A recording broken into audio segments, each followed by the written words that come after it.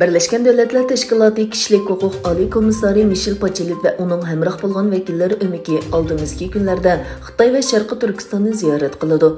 Ziyaretten ilgiri Türkiye'de yaşavatkan lager kurbanları munbirinin advokatları, Birleşken Devletler Teşkilatı Kişilik Hukuk Kengişi ve Birleşken Devletler Teşkilatı'nın başka alakadar mekanizmları iltimas sundi. Şarkı Türkistan jaza lagerlarida ziyankeşlik uçurguçularının tuqqanları ve advokatları yakında ahbirat elan qilish yig'ini chaqirib, bu temada tepsili uçur bilen ta'minlaydi.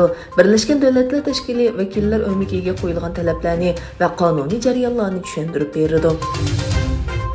Hong Kong'da sobiq bexatarlik boshlig'i John Lee bosh ijroiya amaldori bo'lib tayinlandi. Xitoy markaziy hukumatiga yaqin ism sifatida tanilgan Lee qonun chiqarish majlisining vakillari, kasbiy guruhlar va savdo dunyosining vakillarini o'z ichiga olgan 786 komitet a'zolarining qo'llashi bilan nomzodligi ko'rsatilgan. Egillanishicha, Lee Hong Kongda bosh ijroiya amaldorini saylash huquqi berilgan 1500 kishilik saylam hay'atining 1461 bildiga erishgan. Ma'lum bo'lganidek, Lee va hozirgi bosh ijroiya amaldori Carrie Lam Hong Kongda o'qituvchilarni bostirganligi sababli Amerikaning embargosiga uchirgan. Aqsaray Ukraina urushi sababidan Rossiyaga qaratilgan yangi jazoni e'lon qildi. Bayonotda aytilishicha, G7 rahbarlari to'nagan Ukraina prezidenti Zelsinkining qatnashi bilan sinliq yig'in o'tkazgan.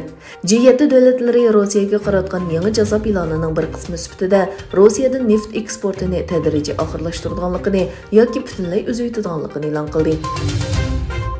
Kanada Baş Ministri Justin Trudeau Ukraina poytaxti Kiyevga yaqin Irpin shahrini ziyorat qildi.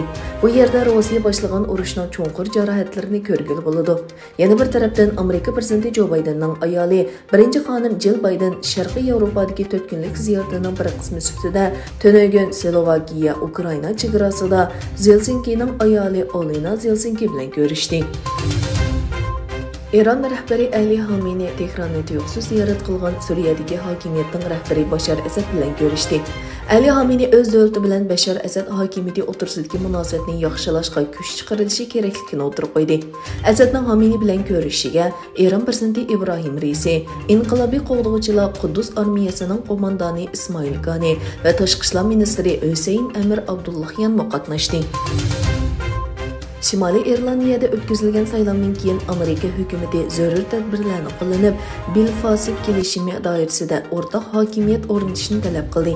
Şimali İrlandiyada o'tkazilgan parlament saylovida Angliyadan ayrilishni va Irlandiya Jumhuriyati bilan birlashishni tashabbus qiladigan Sinn Féin partiyasining g'alaba qilishi diqqat tortdi.